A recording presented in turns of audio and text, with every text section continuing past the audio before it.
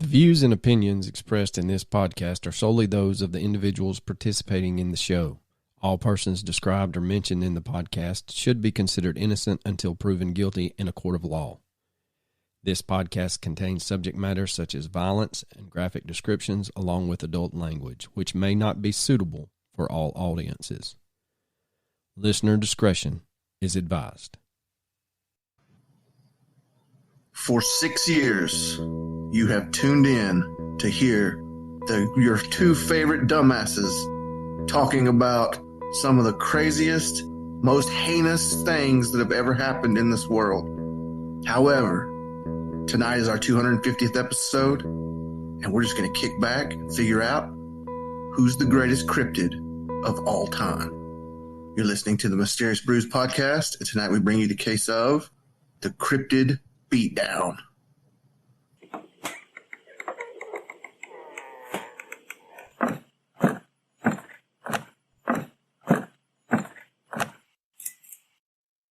Welcome to a deep, dark, dank, moist basement somewhere in the bowels of Georgia.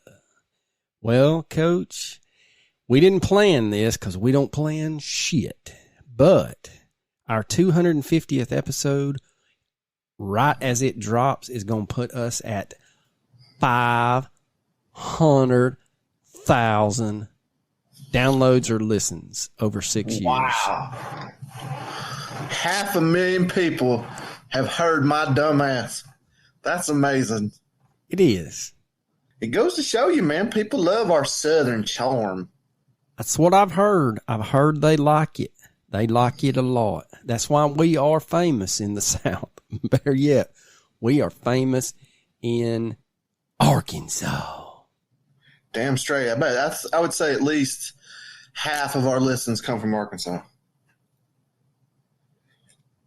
All right. Well, my computer has decided that since we updated the internet, that it doesn't want to play well with others.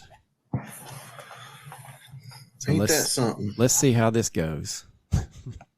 There we go. Hey, must be the money. Okay, so on the Patreon front, we don't have a new one. I'm pretty sure we shouted out our latest one, but just in case, because it never hurts to hear your name called, Jamie D. That's what I'm going with, Jamie D. We don't have a 5-star review, I don't think, but I was told that there was a review on Spotify, and I cannot find where they review on Spotify. What? Yeah, I know. But just this evening, we saw a awesome recommendation from a lady that found us on the Boys on the Tracks episode. And I do not want to misspeak, so let me pull that up. One Brittany Michelle Sullivan did a recommendatione for our little podcast, and she said, "These guys do a great job. They keep it entertaining, but without straying from the truth or the facts. Kevin Eyes, one of the Boys on the Tracks, was my mother's first cousin. They covered this case in episodes 243 and 244 and did an excellent job. I've heard Kevin and Don's case covered by many, many other podcasters and YouTubers. Many, many times I have turned it off within the first few minutes. These guys didn't cover some of the details here, but they acknowledged this beforehand, which is important to those close to the case.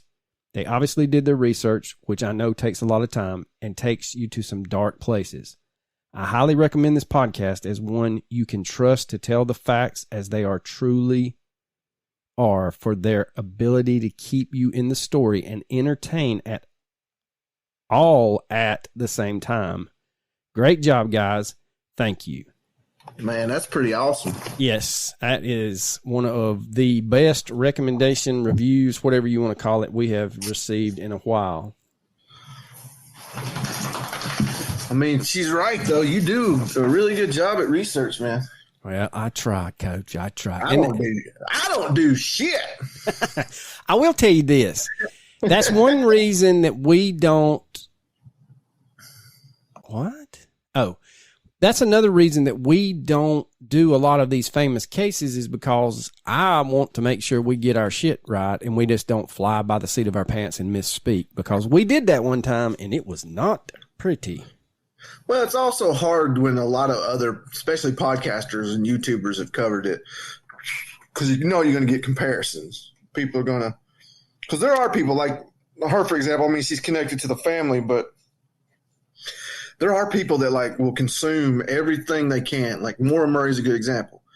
They will listen to every podcast on Maura Murray, every YouTube video on Maura Murray. So when you cover really famous cases, you're going to get comparisons, and I don't really like that.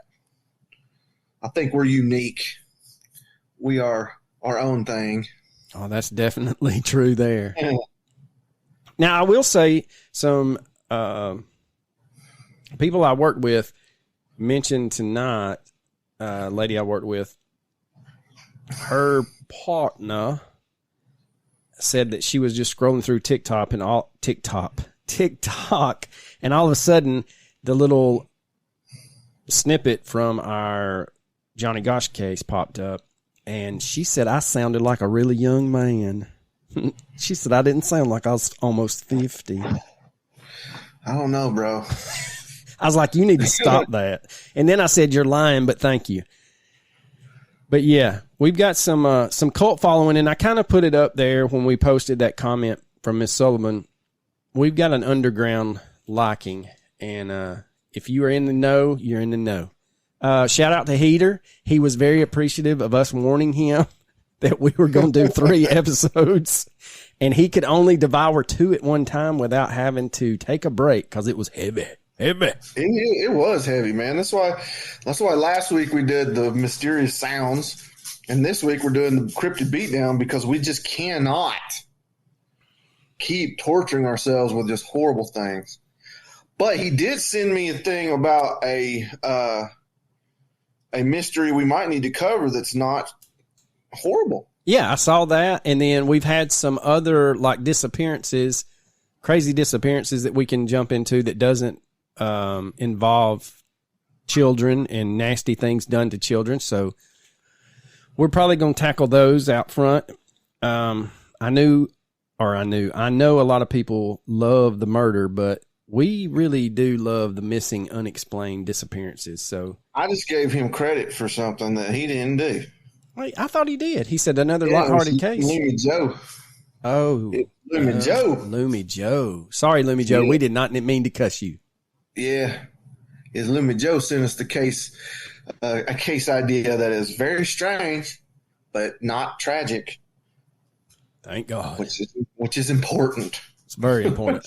All right, so this, I want to give credit where credit is due. This 250th episode, we were just going to churn out another missing person, whatever the heck's going on kind of stuff. But we actually, in our private, is it private really? Can you really say it's private? It's just the chat. If you're a member of our Facebook page and you join the chat, we accept all people. But this came as a recommendation in the chat for our 250th episode. And it was Miss April Ann Fowler, one of the OGs. Said, hey, boys, for your 250th, why don't y'all do a best cryptid bracket? And so we were like, yeah, let's do it. And so we're going to name it the Cryptid Beatdown. And like the professionals that we are, we set the bracket just 10 minutes ago. All right. Clearly, everyone that knows us knows who the number 1 seed is. And you probably know who's going to win in a battle royale. I'm just saying. I mean, there's no comparison. He's alive, too. That's the thing. That's the one thing about most of these. There's a question of whether or not they're alive. Bigfoot's real. He lives.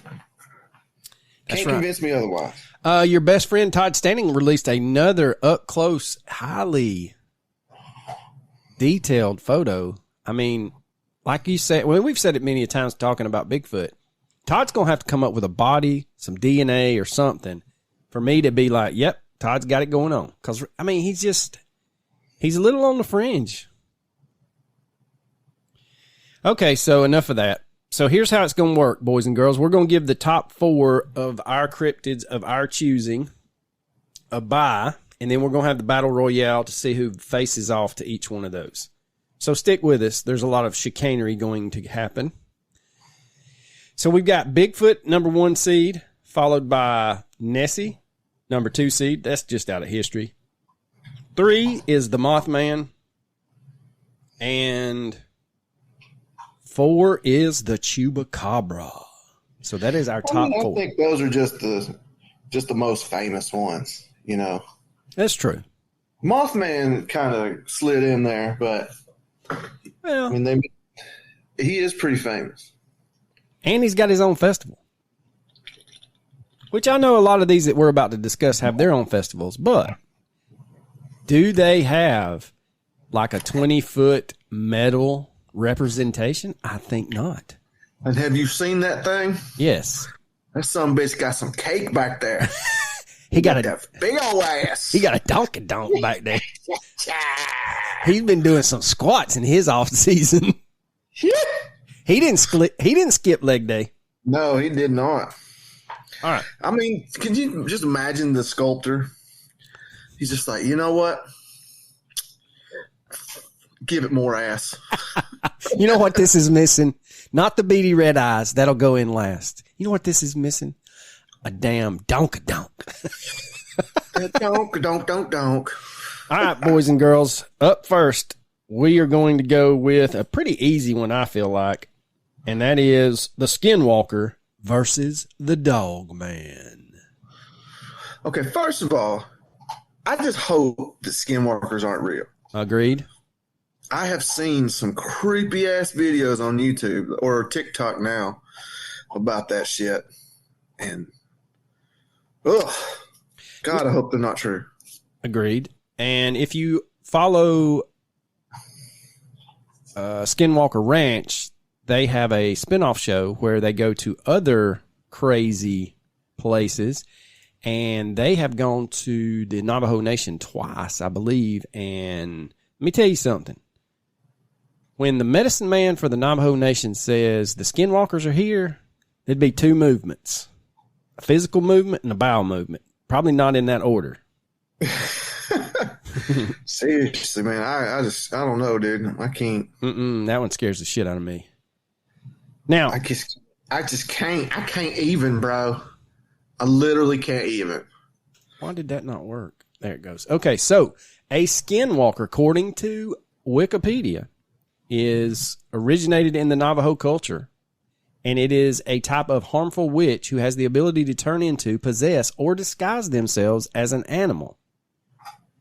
The term is never used for healers, and I am not about to even attempt what that says, but the Navajo translates a saying that they have in their language too, by means of it goes on all fours. Now, these witches are seen as the antithesis of Navajo values, performing malevolent ceremonies and using manipulative magic, in stark contrast to the beneficial work of most medicine men or medicine people. Now, the legend of skinwalkers is deeply embedded in Navajo tradition and rarely discussed with outsiders. This is due partially to cultural taboos and the lack of contextual understanding by non-Navajos. Also, they believe that if you talk about them, they'll come around.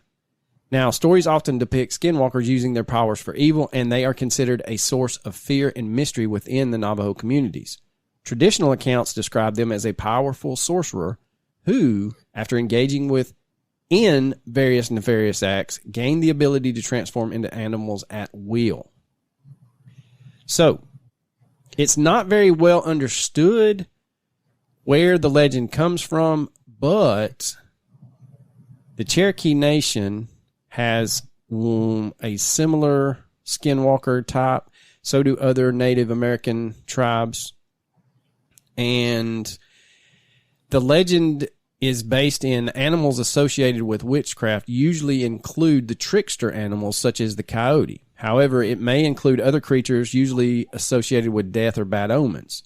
They might also possess living animals or people and walk around in their bodies. Skinwalkers may be male or female. Now, Skinwalker... Nope.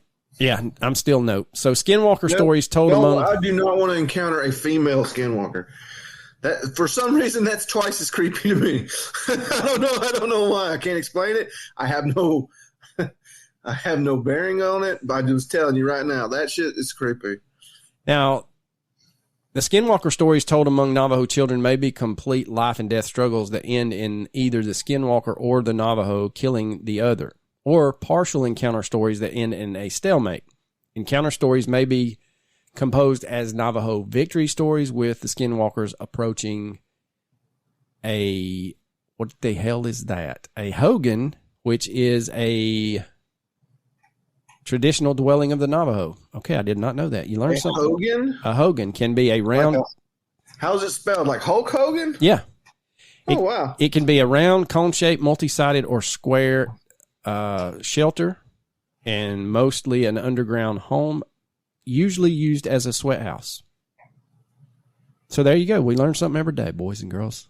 Every day. The more you know, brother, the more you know. So you got... knowledge is power. That's right. You've got that jewel coming in strong, and it's going against the Dogman. Now, the Dogman for our bracket fight includes the Beast of Bray Road, any of the types of almost werewolfish things that is associated with the Dogman. Now, I mean, so yeah, think of a werewolf is what we're talking about, basically. Yeah, the most famous one is in Michigan, and that's comes out of Wexford County, Michigan in 1887. Yeah. It was described as a 7-foot-tall, blue-eyed and amber-eyed bipedal canine with the torso of a man and a fearsome howl that sounds like a human scream. According to legends, the Michigan Dogman appears in a 10-year cycle that falls on years ending in 7. Thank God we're away from that. Sightings have been reported in several locations throughout Michigan, but they're primarily in the northwestern quadrant of the Lower Peninsula. Many believers in the Dogman claim that simply clapping will scare them away. I'm not going to remember that.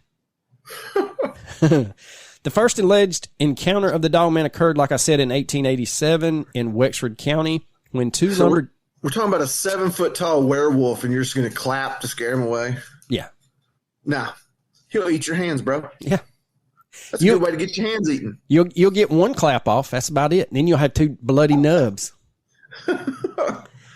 So just clap. He just clap for him. He'll go away.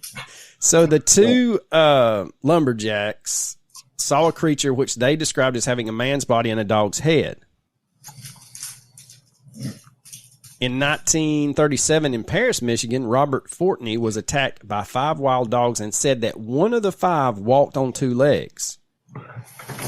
Now, you also have reports of similar creatures coming from Allegheny County in the 50s, 1950s that is, and Manistee and Cross Village in 1967.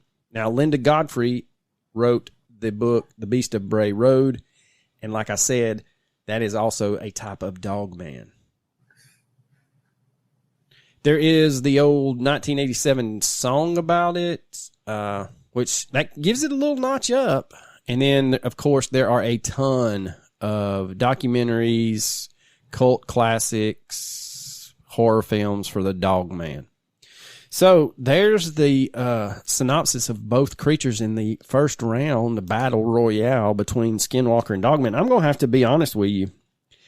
The Skinwalker, in my books, just head and shoulders above the Dogman, as much as I hate to say that. See, I disagree with you, because I'm not voting for a damn Skinwalker, because I don't want to talk about that sumbitch no more. That shit's scary.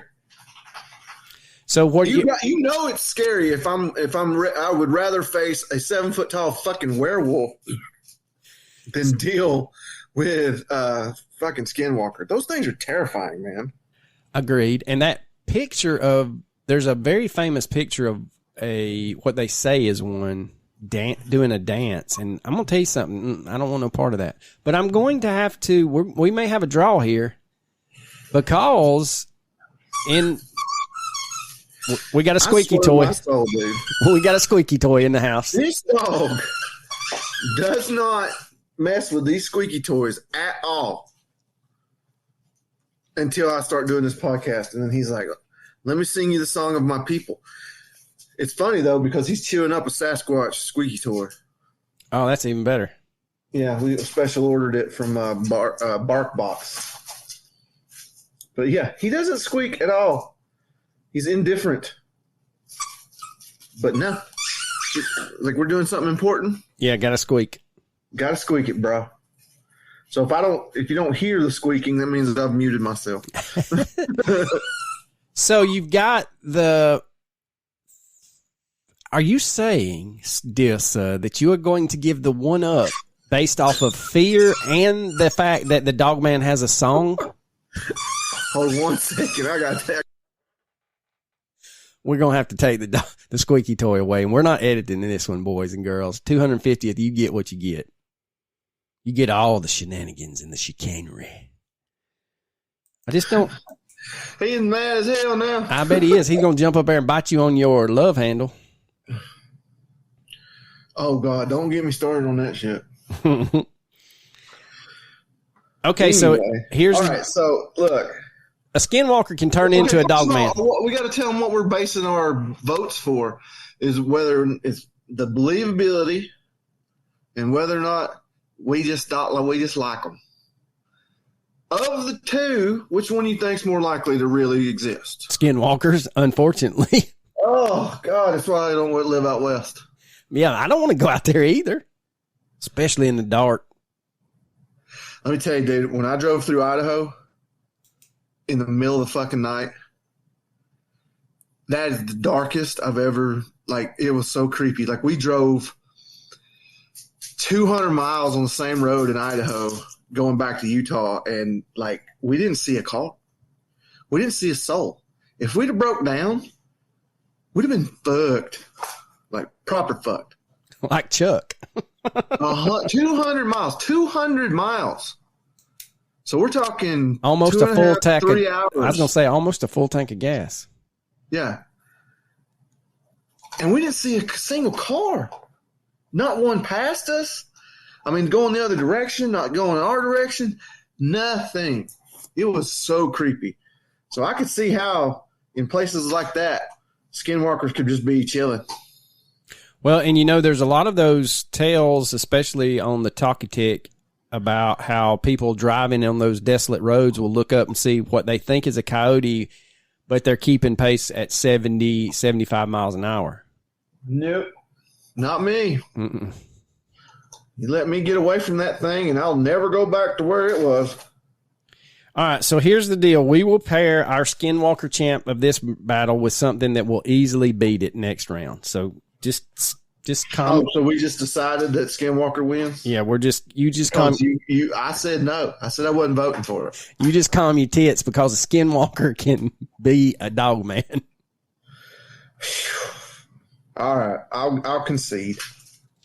All right, well, there'll be another one that I'll have to concede on as well. So, all right, boys and girls, Skinwalker moves on. Skinwalker moves on. All right, our next battle royale. This one should be fun. We would have Mokele Mimbe versus the Mongolian death worm. You're definitely going to have to catch people up on both of these. Correct. All right, so let's go with Mokele Mimbe first. So Mokele Mimbe is a dinosaur that is rumored, and we even did this, I think, in our Congo episode. We did. We covered it. They believe that this is a type of dinosaur that lives in the Congo River Basin. It is described as a living creature by just about anyone that has seen it, but some of the indigenous tribes call it a spirit. Now, the description just goes all over the place. It's often described as a large quadrupedal herbivore. That means it walks on 4 legs, and it will eat veggies. Yeah. It's got smooth skin, a long neck, and a single tooth or horn, much like the extinct lineage known as sauropods. Now, in the early to mid-20th century, the Mokelemembe became a point of focus among many cryptozoologists. And there was a lot of people that made expeditions to the Congo. Now, paleontologist Donald Prothero remarks that, quote, the quest for Mokelemembe is part of the effort by creationists to overthrow the theory of evolution. I don't know how that's possible, but that's what he says. That he says the only people that go looking for Mokelemembe are creation ministers, not wildlife biologists. I would disagree with Mr. Prothero there. So the first report of said creature was from a German captain, Ludwig Freiherr von Steinzulausnitz. Nailed it. Nailed it. Absolutely.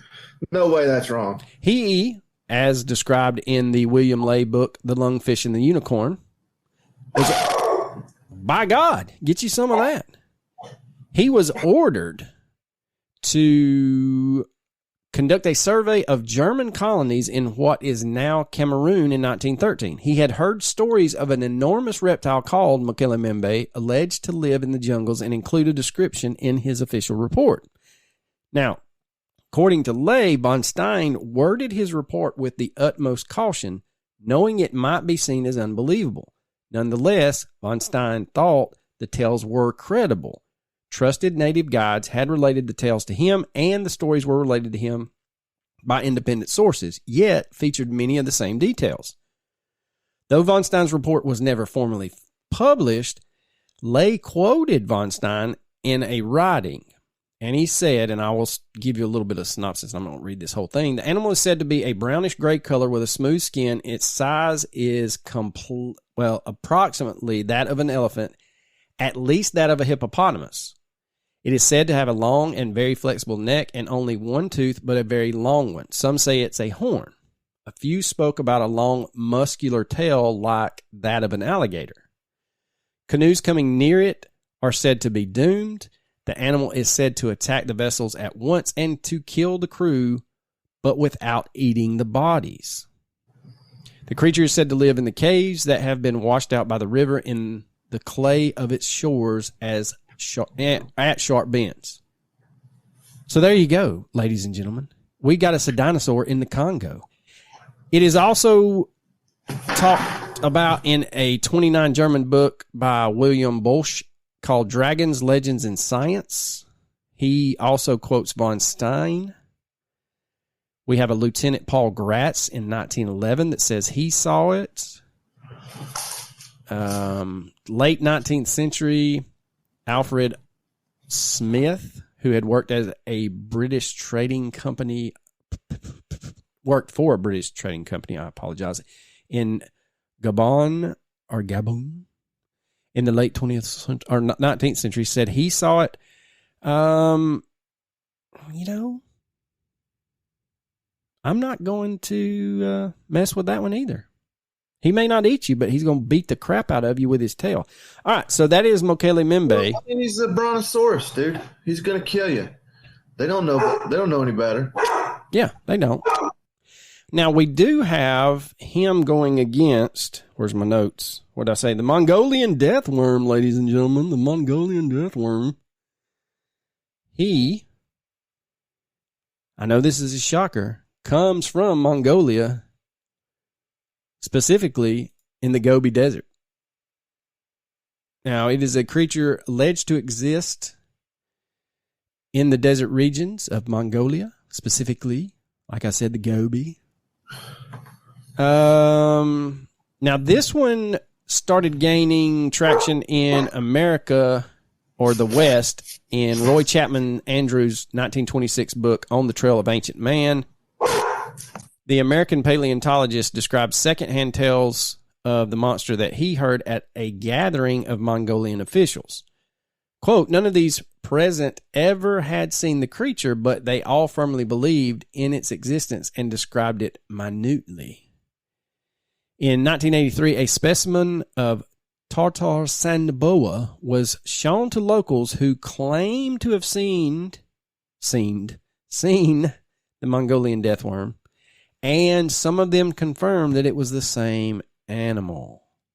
Rutro Raggy, we may have just disproven the Mongolian death worm. Well, I hope it don't exist, so good. I'm glad you've disproven it. Well, it was described in 1922, quote, "It is shaped like a sausage, about 2 feet long, has no head nor leg, and it is so poisonous that merely to touch it means instant death. It lives in the most desolate parts of the Gobi." I mean, it's possible. I mean, who really researches the Gobi Desert? I don't know. Who knew that there was a Tartar sand boa out there? Not I. Dude, I had a professor in college at North Georgia in Dahlonega who had his doctorate in Mongolian history. He spoke Mongolian. He was crazy. He was a good teacher, too. But, yeah, I took his History of the Mongol Empire class. Dude, those Mongols, man, they are the exception to almost everything you know about empires. Like, empires usually last thousands of years. They didn't. Empires are usually, huge cities. No, they were nomads. It's like crazy. They were invading Europe. They were going to take over they took over Asia. They took over Afghanistan. You can't take over Afghanistan. Nobody can, except the Mongols. And they were going to take over Europe, and then I don't think it was Genghis Khan. I think he'd already gone, but the leader died, and their tradition was they all had to go back to Mongolia to vote for a new leader. So that's why they were practically going to take over Europe, but the guy died, and they had to go back. Hey guys, we got to take our ball and go home. We'll be back though. Y'all stay right here. Yeah, I mean, if you get into it and really study the Mongols, it's fascinating. All right, so since we're saying now that the natives have said that the sand boa is the death worm, I'm going to have to go with Makola Membe. If you disagree with me, I honestly think that if something like that could exist, it's a great place for it too. The Congo and the Africa, like just deep in the heart of the jungle, man. Like, I certainly believe there's things we don't know about. Agreed. Alive and well. I would like for this one to be real, so I'm going to vote for it as well because I want a brontosaurus, man. I want to see a brontosaurus, bro. All right, so our next battle royale is between. Hold on, I'm sorry, but yeah, like I saw a thing that's like that's my toxic trait is if Jurassic, knowing what I know about Jurassic Park, I would still go visit. True. I would. Now we've got the Thunderbird going against. Where'd I go? The Jersey Devil. This one should be a good one.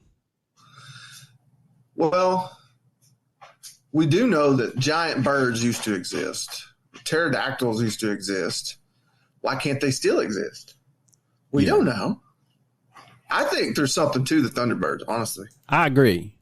I really do. I think that they're out there. The Jersey Devil, for those of you that are not familiar with that one, because it is one of the older cryptids, and it was a close race between him and Mothman for the bye. But the origin of the legend, according to popular folklore, originated in the Pine Barrens of, guess where? New Jersey. And I would have never guessed. That was like number 3 on my guess list. According to the legend, there was a lady named Jane Leeds, known as Mother Leeds, who lived in the Pine Barrens. The legend states that Mother Leeds had 12 children and, after discovering she was pregnant for the 13th time, cursed the child in frustration, declaring that the child would be the devil. In 1735, Mother Leeds was in labor on a stormy night while her friends gathered around her. Unfortunately for her, the 13th child was born normally. However, it transformed into a creature with hooves, a goat's head, bat wings, and a forked tail. Growling and screaming, the child beat everyone with its tail before flying up the chimney and heading into the pines. In some versions of the tale, Mother Leeds was supposedly a witch and the child's father was the devil himself. Some versions of the legend also state that local clergymen subsequently attempted to exorcise the creature from the Pine Barrens. Now, we do actually know that prior to the early 1900s, the Jersey Devil was referred to as the Leeds Devil or the Devil of Leeds, with its connection to the Leeds family in South Jersey. Now, Mother Leeds has been identified as an actual real-life person named Deborah Leeds. Her husband, Japhet Leeds, named 12 children in the will he wrote during 1736, which is compatible with the legend. Oh, so it's true. Yeah. Now, they also lived in Leeds Point, which is also now in Atlantic County, New Jersey, which is commonly referred to as the location of the Jersey Devil story. So a lot of people have researched Mother Leeds, and there's some, a little bit of fact in here. But starting in the 17th century, English Quakers established a settlement in southern Jersey, which is the Pine Barrens of today, and Daniel Leeds, a Quaker and a prominent person of pre-revolution colonial southern New Jersey, became ostracized by his Quaker congregation after his 1687 publication of almanacs containing astrological symbols and writings. Can't do that. Not in the 17th century. You can't be busting out no astrological symbols and writings. That is witchcraft. You will be burnt at the stake. And guess what? The Quakers deemed the almanacs too pagan and blasphemous, and so he was ostracized. And so this is also an underlying current in the Jersey Devil legend. There was a wave of sightings in 1909, and it just gets into a lot of different things. A lot of people, loyalists in the area, the pine robbers would attack travelers through the barrens and rob them. So most of the dregs of society were out there and probably disguising themselves with whatever they could. I, for one, am not about to go out into the Pine Barrens and see whether or not it's true or not, because that one scares the shit out of me myself. I'm not a big believer. No, I think there are a lot of things that you could account for some of these sightings. I know we're probably going to get some hate on that one, but I hate to tell you, boys and girls, I think the Thunderbird beats the Jersey Devil. You didn't even describe what the Thunderbird was. Well, the Thunderbird, for all of you that don't know what we're talking about, because we did an episode on that too now, it is a bird-like spirit from the North American indigenous peoples, according to the Wikipedia, but we know that's not true. Do we? It's not just a spirit animal. It's for real. Yeah, for real. I do think it. I mean, I sent you a video recently where it was like this girl was like, she called her friends to come get her. She was like all distraught, and she swore she saw a pterodactyl. And her car was covered in poopy. And when I say covered, it was covered. Like a large bird had took a dump. I will say this about the Thunderbird. It is rooted in just about every indigenous people from Canada into the northeastern United States and as far as the Midwest tribes as well. I'm just going to be honest with you. I don't think that they're making it up. And you've got a ton of those petroglyphs out west that reference the Thunderbird. It's always mostly on top of the totem poles. So, basically, it is a large, and when I say large, I mean extremely large bird. We did an episode where we talked about there were some people that were snatched up, carried quite some distance by what was described as a Thunderbird. We did? Yeah. What episode? Well, hell, I don't know. I don't remember this. We did. You can't tell me. Don't be this lying, is man. coming from the guy that messaged me at least once a month. Hey, man, we need to cover this case. And I'm like, go to the search bar. So, yeah. And like the guy that always texts you like, hey, man, what case we covered? Yeah. Okay, so. Yeah, I did that this week. We talked about the Illinois Thunderbird attack in 1977. We talked about the vigia of the Thunderbird. There is the Monster Quest episode where they go through that vigia. So I'm just saying there's more evidence that this one is real than the Jersey Devil. So love it or leave it, we're going with the Thunderbird. I just think there's something to it, man. I really do. I think there's, like, I don't know. Just call me crazy, but I think they exist. But, I mean, why wouldn't we see them more? That's a good question someone would ask probably. Well, here's the reason I say you don't. And we talked on some of this. They ride those air currents out of Canada up and down the Rockies as well. But, man, Canada's so not populated after you get outside of the major cities up there. Just about anything could exist up there. All right, the last. Well, you also have to understand that we have a lot of forested areas. There's a lot of remote areas in this country. Like that's one thing that I read an article about Europeans talking about. They just don't understand how big our country is. No, because, I saw a thing on TikTok where they were giving this guy shit that was in Italy about how it took him, why would he travel to another state in the U.S.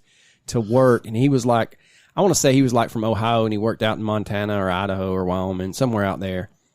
And he told them how long it took them for him to travel just from one point to the other. And they were amazed because, like, people in England or France can be in Italy in less than 10 hours.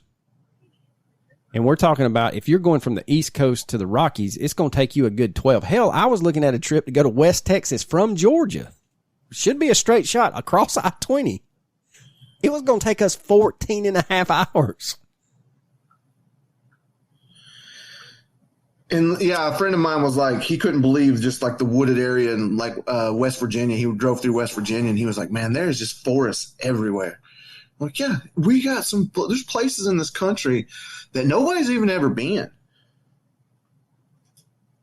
Okay, so the next battle royale it basically gets to see who fights Nessie. And this is going to be between Champ and Ogopogo. They're both water serpents, or I don't know. Would these be plesiosaurs? It's a good question. Anyway, let's start with Champ. He is from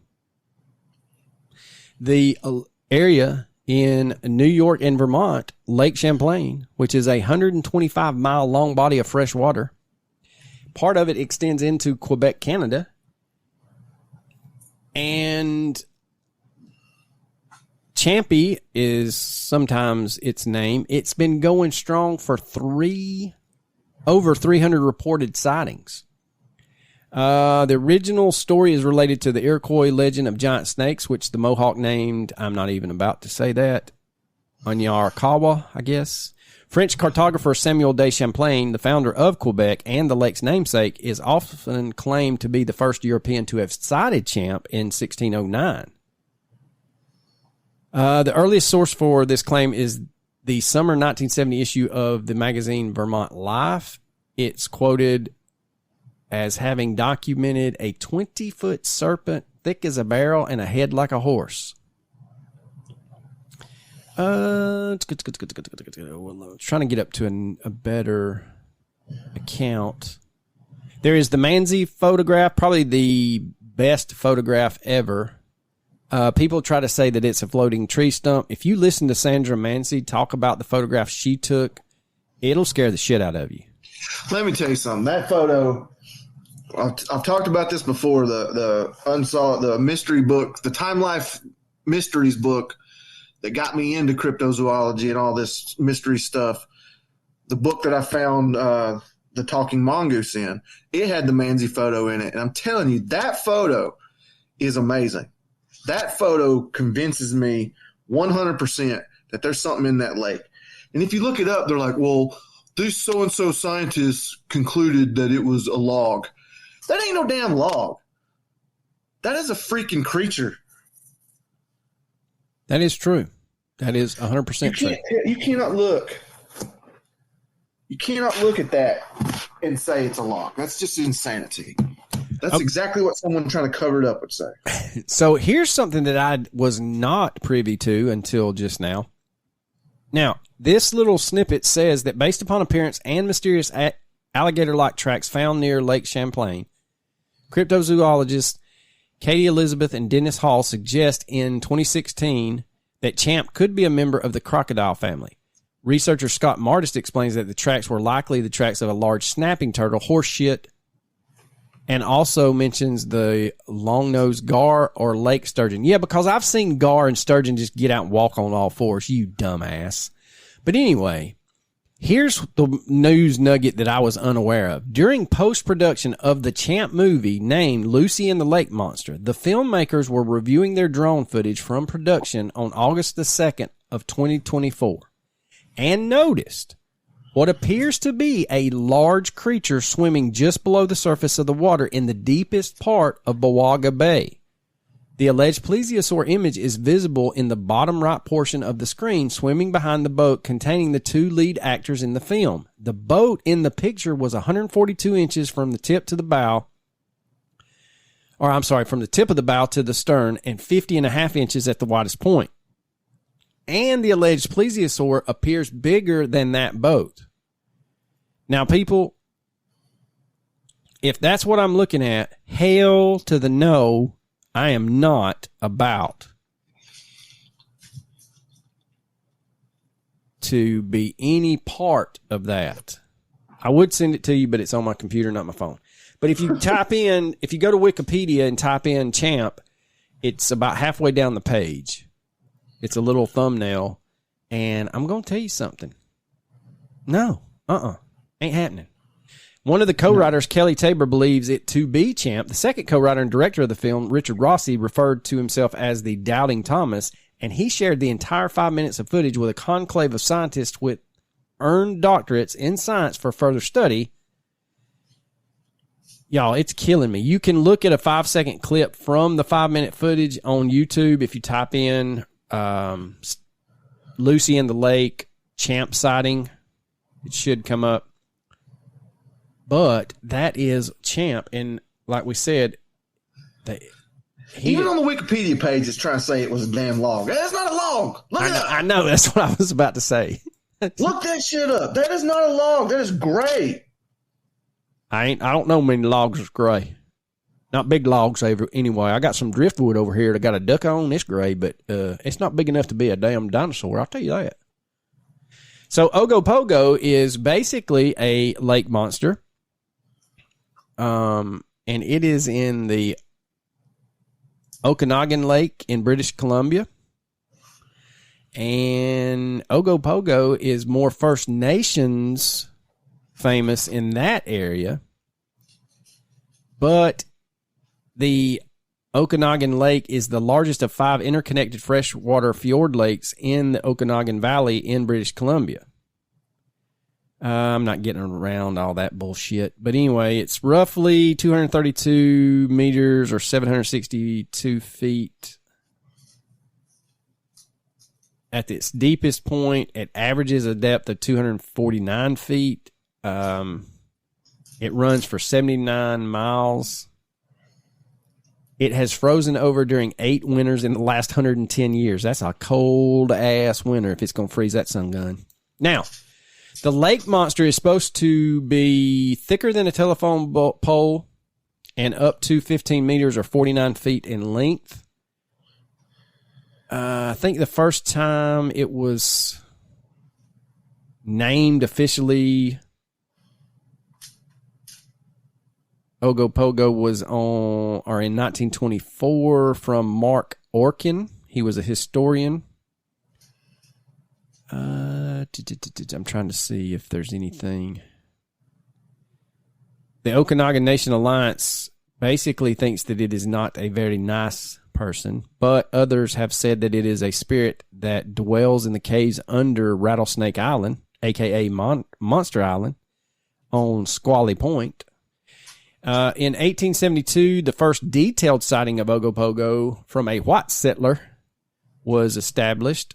In 1968, while driving on Highway 97, Art Foden noticed something moving in the lake. He pulled off the road and filmed what he claimed to be footage of the alleged creature, showing a large wake moving across the water.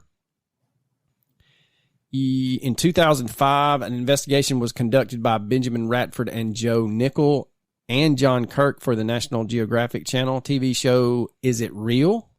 They utilized surveyor boats and found that it was actually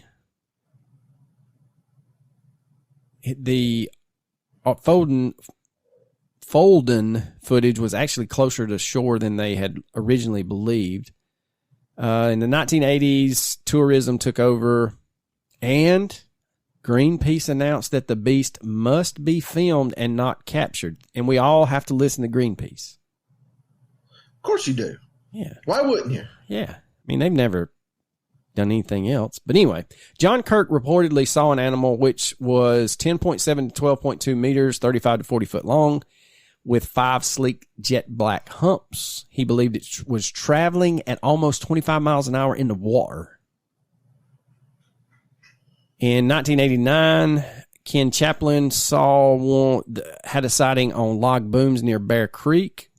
This was also corroborated by his 78-year-old father. And I'm going to tell you something. Let me explain something to y'all. When you get above the age of like 65, your give a shit just runs out. So if your son is like, hey, Dad, look at that monster. If it was a piece of wood, that old guy would have been like, no, you dumbass, that's a piece of wood. But for his father, 78 years old, to corroborate his story, I think speaks volumes of what he may have seen. Now, of course, we've got some of these other morons that says that it's just a big beaver. We got a 40-foot beaver sighting. Well, that's something. Yeah, we could actually go in a direction that we don't need to go with that, and we could just hijack this whole podcast with that, but we're not going to. It keeps going on. There's been a lot of sightings. There's a 2011 cell phone video. The video is pretty crappy. It's a blob squatch in the water on that one. So, again, people have said it's a big beaver or otters, a pot of otters swimming around. Now, otters are pieces of shit, but I don't think they're going to be 7 humps and 40 foot long. So, between Team USA water serpent and Team Canada water serpent, I hate to tell you, Coach, I'm going Team USA. I'm going champ. What do you mean hate to tell me? What do you think I'm going to choose? I'm going to choose champ because that photo to me is proof positive.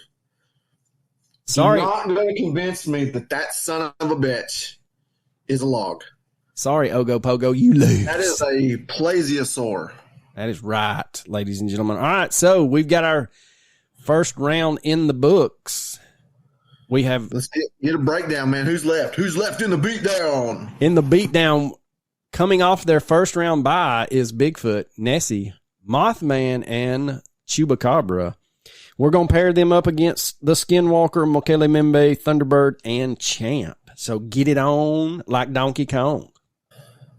All right, for our first matchup in our Elite 8 bracket, we got Coach's favorite, the Skinwalker, going against our first round bye, Mothman. Well,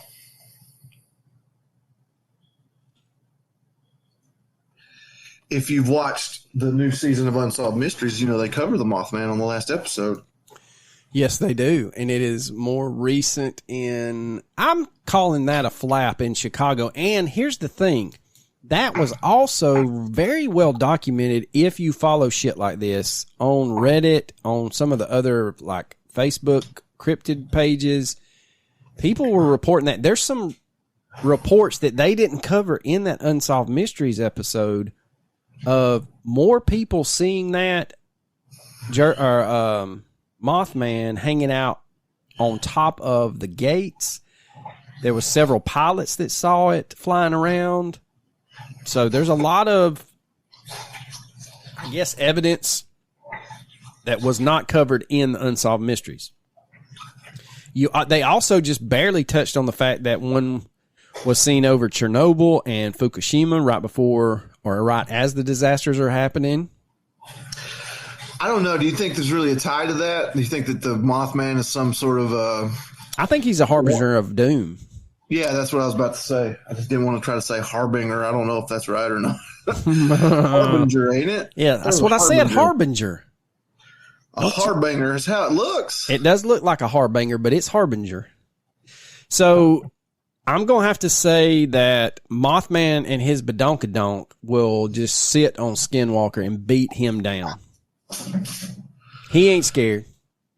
No, and though I'm scared of Skinwalkers, I don't want them to go any further. I don't want to talk about them no more. I'm going to vote Mothman. Yeah, me too. Mothman. Hands down, Mothman wins. Just based on his beady red eyes. Actually, no, I'm lying to you. I'm just really going with the guy that made that sculpture, putting one of them big asses on him. He did, man. That thing's got some cake, boy. All right.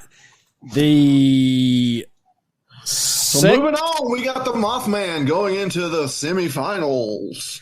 Dun, dun, dun, dun. Next up on the Battle Royale is Mokele Membe versus the Chupacabra. Now, here's what we based our Chupacabra on. We are basing our Chupacabra on the original Chupacabra goat sucker from South America. Yeah, like who decided to call dogs that have mange? Who decided to call them chupacabras? I don't know. That's not a chupacabra. Chupacabra's a goat sucker. That's right. From Puerto Rico and Mexico. All right. So that's how it's going on. This one supposedly began pretty recently in Puerto Rico in 1975 when a series of livestock killings in the small town of Moca, Puerto Rico occurred. I've been to Puerto Rico. Beautiful. Beautiful. Initially, it was suspected that the killings were committed by a satanic cult. Imagine that. We're just going, hey, if you can't explain it, call it Satan worshiping. And it's not because I'm into Satan worshiping. It's just because that's just like a knee-jerk reaction for dumbasses. Oh, it must be Satan worshipers, over there sucking the blood out of the heads of them chickens. But anyway, now the creature has been reported as far north as Maine, which I did not realize that, and as far south as Chile. Chupacabra in Maine? That's what it says. Son of a bitch. Now, all of these reports have anecdotal, circumstantial evidence and lacks real hard facts. But sightings in North Mexico and the southern U.S. have been verified, like Coach has said, as a cross between a coyote, one of the small wolves, and a dog with mange. I will say that Monster Quest, where that lady from Texas has that one stuffed, I don't want no part of that either. Yeah, and then there was like a cop that recorded one running down the road for a long time. Yep. But you just can't just start calling something else. Like, that's not what the chupacabra is. Right. It's a goat sucker. It's bipedal. It's green. It eats livestock. And you just see a dog with mange, and you're like, yeah, it's chupacabra. Oh, hey, you can't just do that. No, you can't do that. You can't do that. There's no honor in that. It's like I saw a fish I couldn't recognize, so I started calling it Sasquatch. It's like, what the fuck? They're not the same. Now, you can't just do that. In March of 1995, 8 sheep were discovered dead in Puerto Rico. All of them had 3 puncture wounds to the chest. One of them was, all of them were reportedly drained of blood. A few months later in August, an eyewitness, Madeline Tolentino, reported seeing the creature, and according to her eyewitness account, like Coach said, you have a bipedal alien looking, like it has the gray alien almond shaped eyes, but it's got spikes running down its spine with spikes coming out of its forehead. It's got 3 claws on its front paws or front hands, arms, whatever you want to call it. Yeah, that sounds like a dog with mange, don't it? Yeah, shit. I will say there has been more people go and try to actually look into the chupacabra in Puerto Rico versus the one in the U.S. and northern Mexico. So if that tickles you fancy, that is a rabbit hole you can dive down. So, Coach, poor chupacabra and his spiny head and almond-shaped eyes is going up against the one and the only Mokele Membe. Well, truthfully, my vote goes for Mokele Membe because I think it's more likely to exist than Chupacabra. Yes, and remember, we are basing our Chupacabra on the original Puerto Rican version. Yeah, we don't count dogs with mange. Yeah, we no count the dog with the mange. Why you gotta be racist, man? It's not racist. That's a horrible. Those are very racist accents. That's the best thing I could do with Puerto Rico. That sounded like Tony Montana. He was Cuban, man. Wow, they still talk like that in Puerto Rico. He was Cuban, man. Okay, so moving on. Champ versus Nessie. Champ versus Nessie. And this is the battle of photographs. We decided that Mokele Membe wins. Yeah, hands down. Flawless victory. I mean, that was a first minute submission hold right there by the old Mokele Membe in that tail. Yeah. So we've got Champ versus Nessie. I'm going based solely off the photographs. Here's the thing. Do I think Nessie possibly exists? Yes, I do. But again, going back to that Time Life book from middle school, the first time I saw that photo, the surgeon's photograph of Nessie, I knew immediately that was horseshit. That was the fakest photo I've ever seen. You can tell that the thing is tiny. You can tell that it's just like maybe less than a foot. And you're going to pass it off as a giant sea creature. No. So based on that photo and the Manzi photo alone, Champ wins. I have to concur with the man that does the jiu-jitsu. I think Champ hands down wins over Nessie. Now, I will say this. What could have swayed my opinion was if we throw out the surgeon photo and go with the sonar photo of that flipper. Yes, that's a good one. That is true. That is a good one. I'm not saying Nessie doesn't exist. I'm not saying that. Yeah, we're just saying Battle Royale. I think so. I just know that photo was such bullshit that it infuriates me. And also, you have to keep in mind, I do realize that it, technically is not from England, but they have once again decided that they wanted to test the waters against the U.S., and they're going to start extraditing people over mean tweets. So fuck you, Nessie. We're going Team USA Champ. When you say it's not necessarily England, that shit cracks me up. When the first commercial for Ted Lasso, not the show, but when he was just the commercials, he's like, damn, how many countries are in this country? He's like, 4. All right, the one that you've been waiting for on bated breath. Our number 1 seed coming out of the gate and fighting the Thunderbird is Bigfoot. I mean, come on. Clearly, everybody knows. Bigfoot eats Thunderbirds for dinner. Everybody knows what we gonna choose. He's the king, man. He's the king. He exists. I'm not saying he's like living on Skull Island, but it's close. Dude, like, I think there's enough evidence in favor of his existence that I just don't understand how people don't believe he exists. And, how is it not just common knowledge that he's alive and well? That's a great point, Coach. If everybody had the brains of us, the world would be better off. I think so. Yeah, I do too. All right, so we have our final four set, ladies and gentlemen. We have number 1 seed, Bigfoot, going against the number 4 seed, Mothman.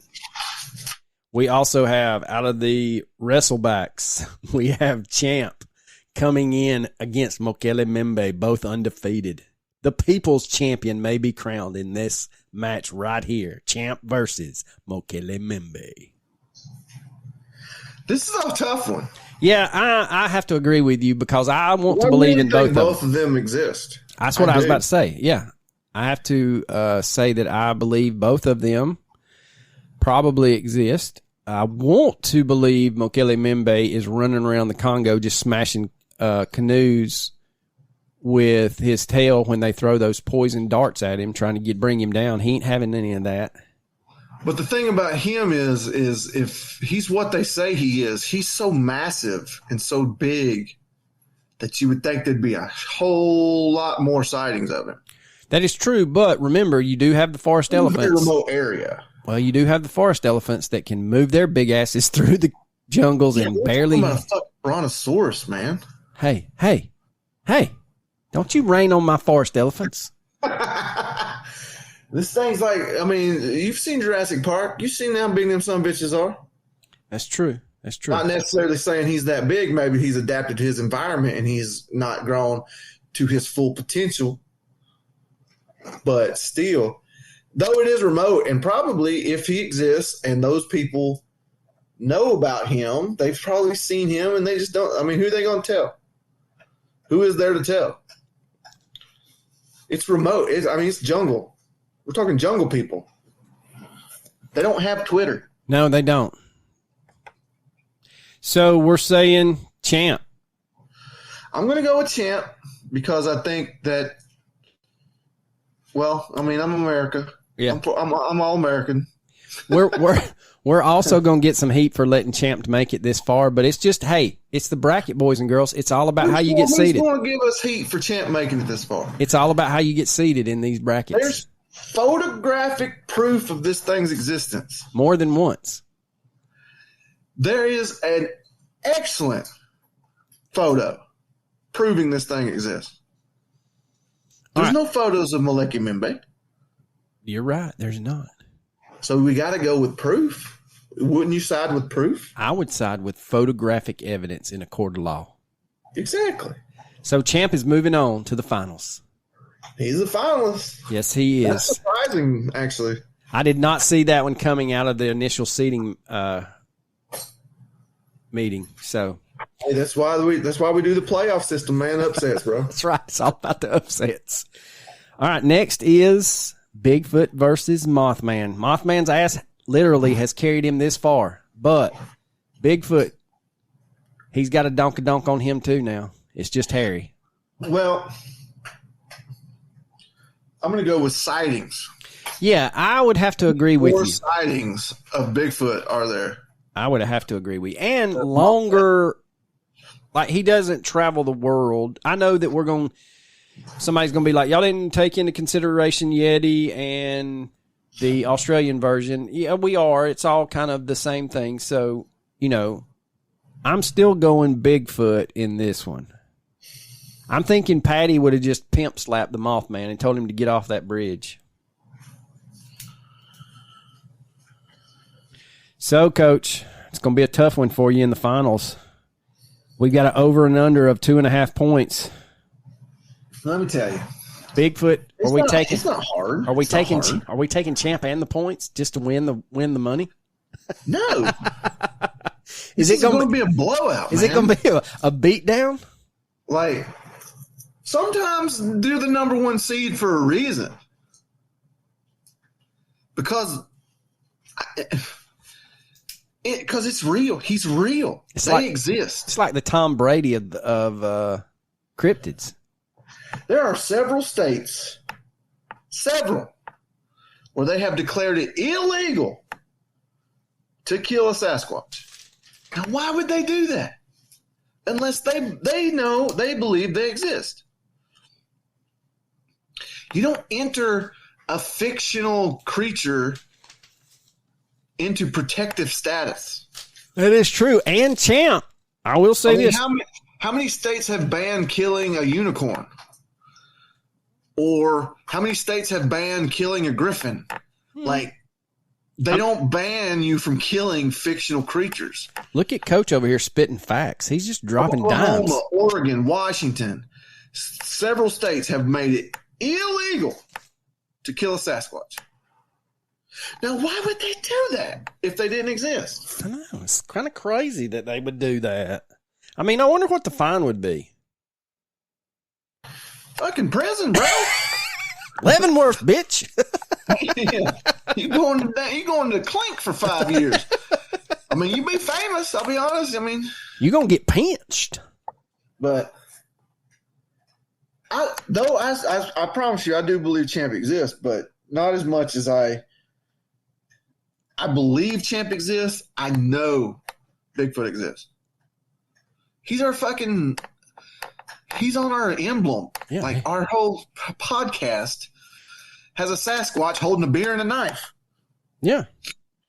He has evolved from a mug of beer to a bottle of beer, a knife to a machete. Yeah.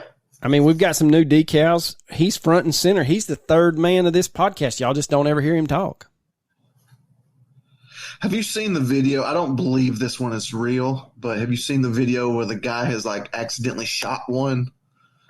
No. He's like within 5 feet of this thing, and he's like pleading for his life, apologizing. No, I have not seen that one. I need to find it and send it to you. I don't think it's real though, but at the same time, I don't know why they would fake it. But yeah, he shot him in the arm with a shotgun, and the Sasquatch is like growling at him, and he's like, "I'm sorry, it was an accident. I'm so sorry." No, it wouldn't be. No, if I shot one accidentally, it would just be, "My bad, Bubba. I'm leaving." And then the dumb bastard puts his gun down. There's his first mistake. Trying to show that he's not a threat. He already shot him once, and now he's pissed. Don't put down the only thing that can save your life. Because he's going to rip your arms off and beat you with them. Yeah. All right, boys and girls, there you have it. 250th episode, 500,000 total downloads in 6 years. Just a off-the-cuff episode. There was no notes. It was just our opinions. And guess what? That's the only thing that matters. I did post the review about that I read at the beginning of the episode. Not having sponsors is kind of nice sometimes. However, with that said, if you know any millionaires that want to join our $1 million tier, we would gladly take them. Yeah. I mean, you think this podcast is good now? We'd give Joe Rogan a run for his money. Oh, if I could just not teach anymore. Yeah. If I could do this for a living, God, it would be so much better. And we would do video episodes. We would travel to these places. Shit, I'd do anything they want me to do. I wouldn't go that far. I don't know, bro. Be able to quit teaching? I'm 5 years. I can see the light at the end of the tunnel. To get out of this hellscape they call education? I agree. Okay, ladies and gents. We want to thank you from the bottom of our hearts for the last 6 years, all of our loyal fans, our patrons. If you're not a Patreon member, reach out and help your two dumbasses that dwell in the basement. It really does help pay the bills, keeps us going. We're not making a killing. We're just keeping the lights on. But, ladies and gents, here is Coach. Here is to another 500,000 downloads and... Dude, if we hit 1 million, can you imagine 1 million downloads? I know. What do we do from there? Just keep going. We're just going to keep going. Okay, so recommendations. It's been a wild ride, man. We've been like top 10 in like the weirdest fucking countries. Like we still do get some of those crazy countries. I just haven't been reading them. I still get those emails every once in a while. Like we cracked the top 10 in like weird little countries. So, recommendation time. I'm going to have to give the little website craftbeerkings.com a shout out. I really had a hankering for some El Segundo Stone Cold American Lager, and for some reason you can't get it around my neck of the woods anymore. So I got on the old interwebs and found it. Did I pay more than I probably should have for it? Yes, but I got it. If you are into IPAs, like said Coach, they have an IPA beer subscription. I think you get 4 or 6, may even get 8 different IPAs a month, and they're pints. Yeah, the thing about that, though, I did do a Beer of the Month club once, and it's awesome. I loved it. But because it's alcohol, you have to sign for it. You have to sign, you have to show them your ID and you have to sign for it. So it was a real big inconvenience because they would come during the day while I was at work and I'd have to go all the way to the FedEx place. Yeah, and I will say this. I got this delivered by UPS, so if you have a UPS store near you, you could open up a little P.O. box and you could just go in there and sign for it. That would be cool. Yeah, I will say this. I don't know. I did it for about a year, and I tried some beers from crazy places all over the country that I would never have been able to try. I'm not saying it ain't worth it. It's just, it's pretty inconvenient. I will say that the UPS driver that delivered mine, I was sitting here like sweating it. I was teaching. I'm like, how am I going? I'm going to have to pause and, pause the video, go out there and sign for it. And it never came. I had to go cut grass. Never came. Eating dinner.